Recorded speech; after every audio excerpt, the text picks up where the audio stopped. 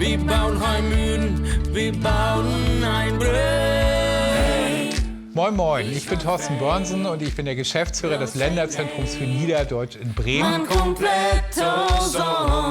Mit 7 Musikern aus Deutschland und den Niederlanden arbeiten wir an einem plattdeutschen Song.